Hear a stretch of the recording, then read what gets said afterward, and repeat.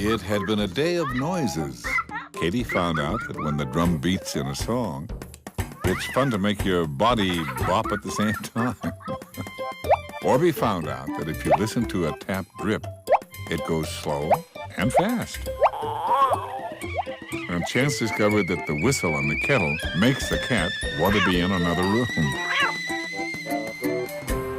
The whole family was in the car traveling out into the country to meet Dad's old friend, John. Dad always called him John the Music Man, and Katie and Orbie wondered why. Dad said when they got to John's, they'd find out.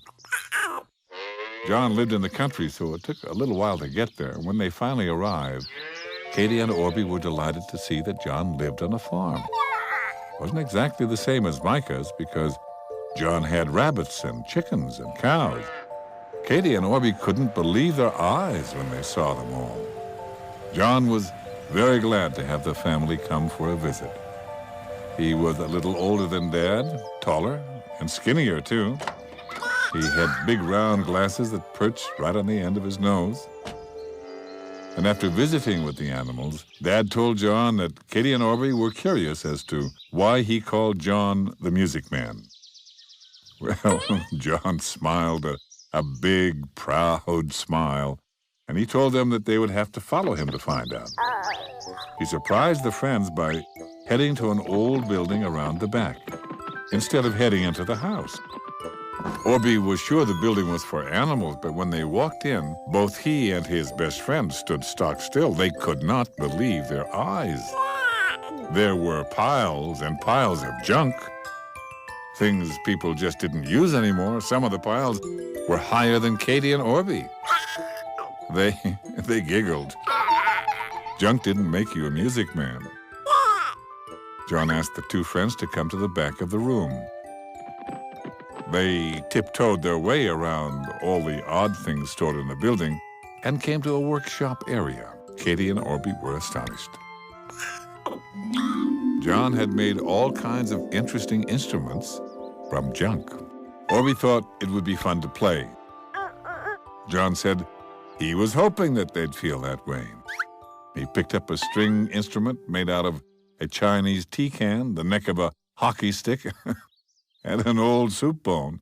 John told them was based on a dulcimer, an Appalachian instrument with a whole tone scale. Orbie scratched his head. Katie looked toward Mom for help. Then John laughed and explained the great thing about this instrument was that it was difficult to make even one sour note. Katie and Orbie liked that idea because playing instruments was a really hard thing to do. John played a few notes. Katie and Orbie loved the sound and danced around the junk-filled room. Then John picked up another instrument that he'd made with a wooden box for a body. He played this one too, and it had a whole different sound. It sounded plunky and less tinny than the tin can instrument. Dad said the sound was more mellow.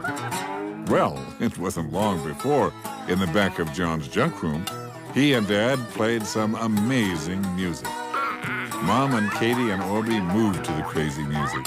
After Orbie danced and bopped to the music, he asked if he could try to play the instrument. John put his down and stood up. He hoped Orbie would ask.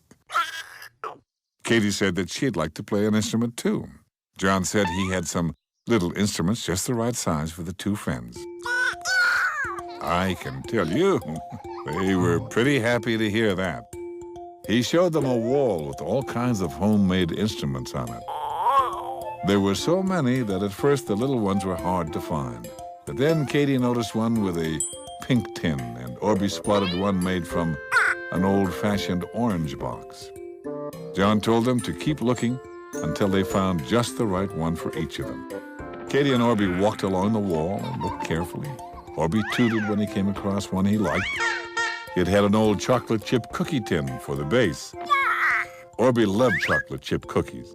John took it down for Orbie and showed him how to strum it. Orbie bopped around the junk piles as he strummed and plinked, and suddenly he realized he couldn't see Mom and Dad. Katie heard his music and followed it, and she found him on the other side of an old crate and led the way back. Orbie strummed and plinked along while Katie searched for an instrument to play. And finally, at the very end of the wall, Katie found one made from an old-fashioned hat box. She liked it right away. John laughed, a big musical laugh. He had expected she wanted the hat box. He showed Katie how to strum, and he started making some beautiful music, too. Mom turned a huge dog food can upside down and played percussion. That meant that she kept the beat. They played all together. John said that they were jammin'. Jammin' was the word musicians use for having fun making music together. Katie and Orbie loved jammin'. They would have stayed all day and night. Soon, it was time to go. The friends were very excited when John said that they could keep their instruments and take them home. And still hoppin' and boppin'. They headed for the door. Katie stopped and turned around. She asked John what he called his instruments. John wiggled his glasses. He hadn't thought of a name. Maybe a thingamajig. John said he'd think on it, and with hugs and thanks, the family headed for the car.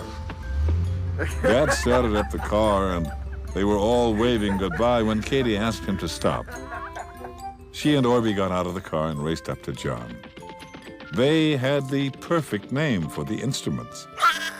When John leaned over and asked what name they'd come up with so quickly, Katie giggled, and so did Orbie.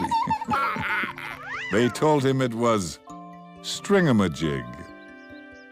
Well, John laughed a beautiful musical laugh and said that was the best name ever. Music always reminded them of John, and I have to tell you that on recycling days when they found good items for music-making things in their box, they saved them for John. Even though they were junk to everybody else, John would make beautiful instruments just right for jamming. I know that you'll remember John and how he could make something special out of old junk. Perhaps one day you'll do the very same thing. And I know that whatever you try, you'll make it into something beautiful. Did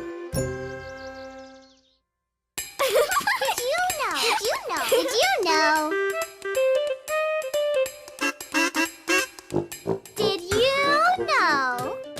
There's a lot you can do to help your dad in the workshop. You can be the one who hands over the nails, screws, and tools. Just make sure he hits the real nail, not a fingernail.